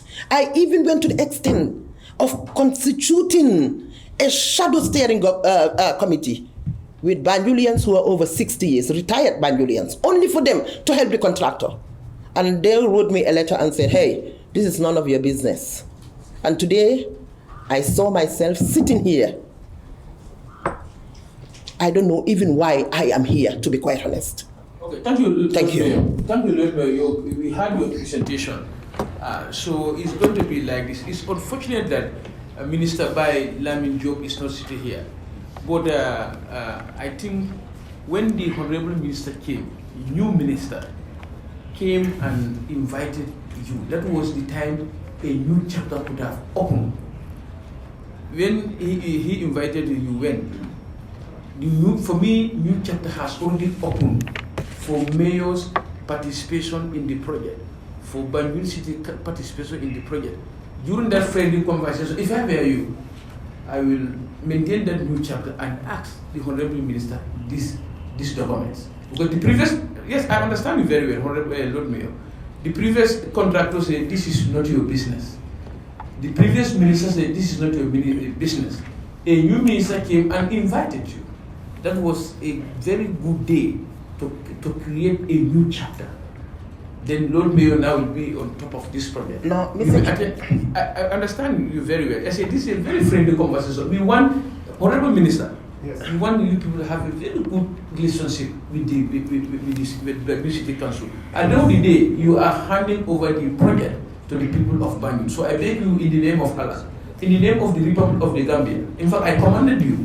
But he did that. He did that, Mr. Chair. The Honorable Minister did that. Exactly. But I think you were not listening to me very carefully. I said to the Honorable Minister, I cannot be part of anything if I don't see the project document. And you were here when the contractor, Mr. Guy, said in front of the principal, His Excellency, that His Excellency doesn't even see the project document. He said it to me. He said, Mr. President did not even see the project document. So you want me to go and sit at a committee where I don't know anything about? I wouldn't do it. I'm sorry. I will, from this meeting, have another meeting with the mayor and to assure her that she has to take ownership of the project. We have a very strong working relationship with her, and she knows that even in the floors of Banjul, we have been working with her. And as I said, it was news to me that she did not get the documents. But this project has a lot of components. Even when we hand over, under the project, we'll have to provide equipment for rubbish collection, vehicles and stuff like that. And that, of course, will be handed over to Banjul City Council. So I think it is important that she reconsiders her position and we work together, because the type of vehicles that may be needed we are not sitting at the city council. Maybe they know better. So it is important that where the pie is made, you sit on that table, and then you make sure that you have your say as to the level of sugar or salt or whatever, or flour, that has to be put in, and also, not by coincidence, the mayor can confirm this, that I have been having very good engagements with her, and we will also make sure that the contract documents are made available to her, because we are not only concerned about doing the modernization project in Banjul, but we are also concerned about ensuring that we work with the city council to make sure that the level of sanity, cleanliness of the city matches with the infrastructure that is provided. And I've always been telling her this, that government has provided you this state-of-the-art, facilities, in your city. We have to work together to make sure that, we make the city nicer by making it clean and nice. And I want to tell her that our doors are very open, and whatever might have happened in the past, she should forget about that now. Let's work together for the interest of the country, for the interest of the city.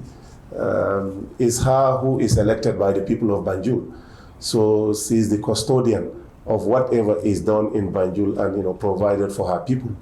So her participation is critical in ensuring that this project is sustainable.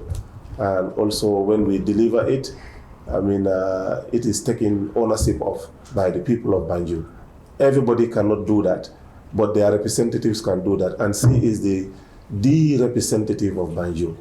And we call on her to reconsider her position, to work with us on this project and take ownership of it when it is finally handed over. Thank you. Very much, Honorable Minister. Lord Mayor, thank you very much. In fact, I wanted to say something. We already said it. You must work with them so that when you hand over the project, we are not going to see clogged drains and the clogged sewage system, because the Banjulan need to maintain that by themselves. So I think, Lord Mayor, now going forward, these documents are going to be provided to you. You are now part and parcel of this project.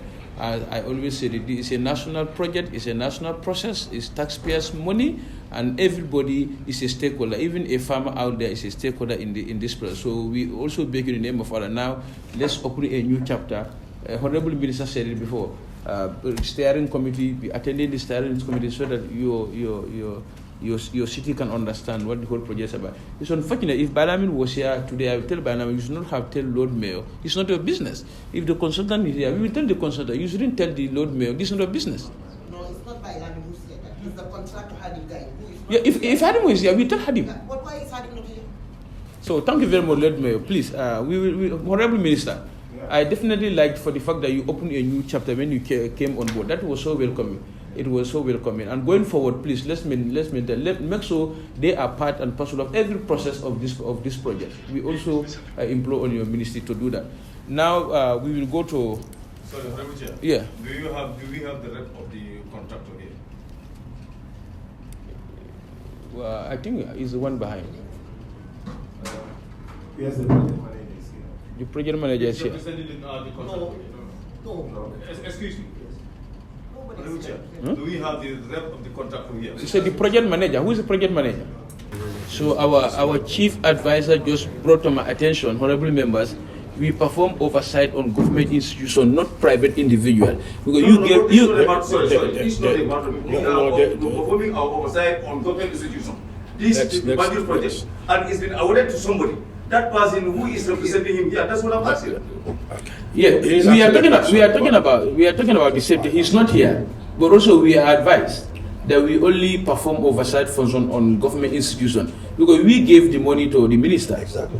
How they spend it. Then how they spend it, they should report back. Not how it is. If Guy was here, we could have told Guy, you should not tell Lord Mayor, it's not a business. That's impolite. We don't do that. She's the one elected by over 5,000. Guy should not say that. Definitely, and we maintain that he should not say that at all, and he should not say that at all. So, Lord Mayor, please, we are now part of the same process for the development of Banjul and Gambia. Thank you very much. So who's going to present on the procurement process? As I said, the Ministry of Transport, Works and Infrastructure in September of 2018, to be precise, 13th September of 2018, received a letter from the Office of the President to look at the Banjul project, following consultations in Banjul, as I said, when the President went on a tour. The Lord Mayor's discussion here that it all started in her office, that's very good. But what we have, because we are dealing with a sequence of events that are documented and presented to us. It is unfortunate that her sequence of discussions with the former Honorable Minister and some of the critical stakeholders were not documented in that particular engagement that was submitted to us. Then on September 21st, 2018, discussions actually started, on the Banjul project. And the ministry gathered the necessary technical expertise to look at the turnkey proposal that was presented by Guy on EPC, which is Engineering, Procurement and Construction, to fund the project. Now, before the project could be started, a team comprising BCC, the NRA, GAMTEL, NAWEC, National Environment Agency, the National Disaster Management Agency, the Gambia Fire and Rescue Services, the Gambia Police Force, etc., was constituted on paper on the 25th of September. A correspondent from the BCC on the team was termed as collective or collaborative partnership for improved drain condition in Banjul, short and medium term measures, was submitted to the committee, and I think the Lord Mayor has that particular letter. Now, to ensure that work quality and value for money was assured, the Ministry of Transport, Works and Infrastructure organized a series of meetings with the various stakeholders to review the proposal sent by Guy Enterprise to ensure due diligence. The project was approved by Cabinet on 1st of March 2019 in line with Section 12, subsection 1 of the GPPA Act to do works on the following: roads, drainage and sewage, and to include areas that are of immediate concern to the project. I have to say that it took months for the Ministry of Transport, Works and Infrastructure and the Ministry of Finance to engage Guy Enterprise on price negotiation and contract reviews on the engineering, procurement, construction, EPC turnkey pre-financing model. The negotiations were of two folds. One, for the ministry to look at all the technical specifications provided by the contractor to be based on FIDIC, which is Fédération Internationale des Ingénieurs Council. It is a kind of a silver book model which is being practiced in over 40 countries around the world. And two, for the Ministry of Finance and Economic Affairs to look into the financing and payment terms of the credit facility agreement. The project was launched by His Excellency the President on 16th February 2019 at the KG5 Mini Stadium in Banjul, which was attended by white dignitaries and also, of course, the Lord Mayor who spoke on the event. And work actually commenced on 18th March 2019. Before the finalization of the EPC agreement, the Ministry of Works and Infrastructure, Ministry of Transport, Works and Infrastructure actually had to seek for legal advice from the Ministry of Justice concerning the credit facility agreement. The Ministry of Justice gave our ministry a holistic advice and recommendations on the EPC and credit facility agreement on certain clauses which the Ministry of Transport, Works and Infrastructure had to jointly incorporate those findings in the document with all the stakeholders on 26th of April 2019. Now, the EPC turnkey contract between Guy Enterprise, which is the contractor, and the Ministry of Transport, Works and Infrastructure was signed on 11th May 2019 at an initial contract lump sum amount of $35.72 million for a period of 3 years. Also, the contract between the Studi International, which is the consultant, and the Ministry of Transport, Works and Infrastructure was signed on 14th May 2019 at an initial contract sum of $1,632,000 for a period of 3 years.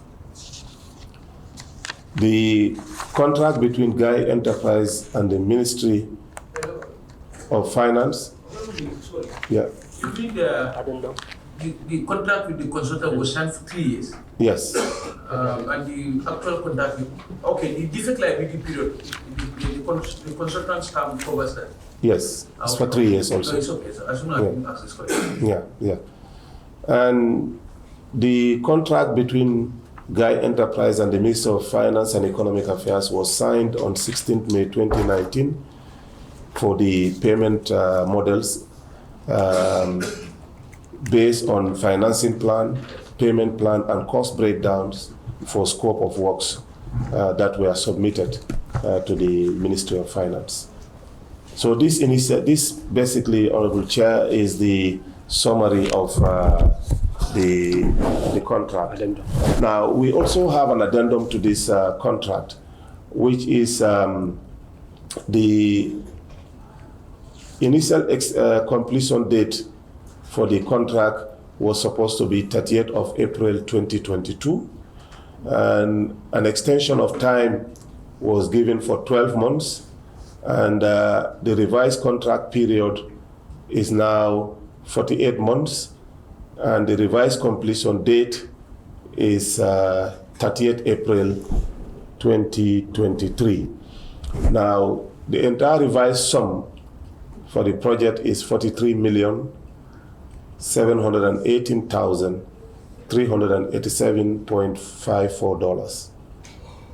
I think, as I said, I think we need to give ourselves time, and maybe this will be part of the documents that will be presented to the committee. Yeah. And we will review this with the subject matter specialists, and that will be part of our second round of discussions.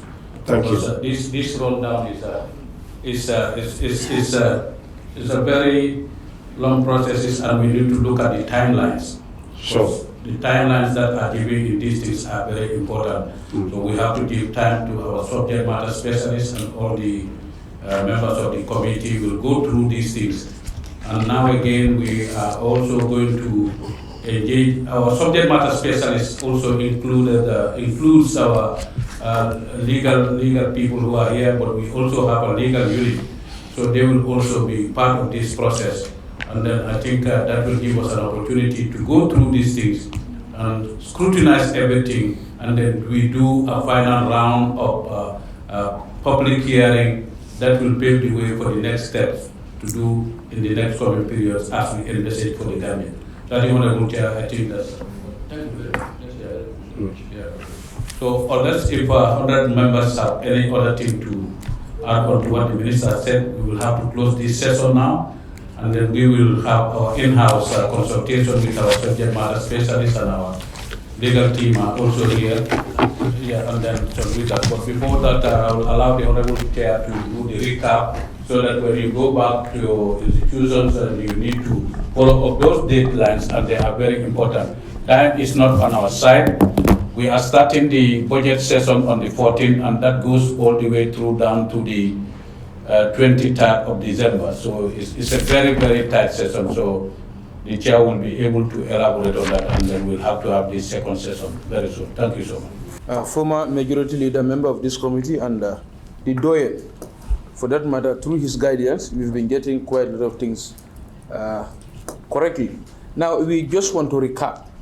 As I said, the Banjul project gave a lot of speculations, because not everybody come to Banjul, and not everybody is privy to contractual arrangements.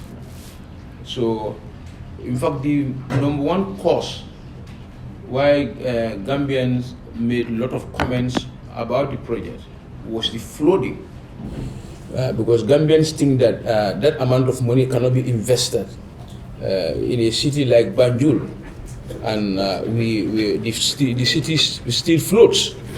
So for that being the case, many people made a lot of speculations, alleged people of corruption and stuff like that. But today, I'm sure people listening know it was not the quality of the works, but just a delay of delivery of 2 pump machines.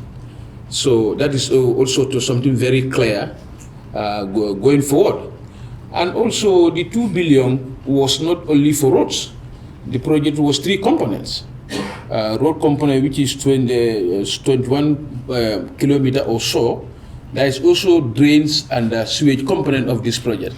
I'm sure today also Gambians will also understand that this is the purpose of this public hearing, so public know what definitely transpired in this project. So today also it's clear, it's 3 project components. You have the roads, the drains, and the sewage system. So this entire money was for these 3 projects.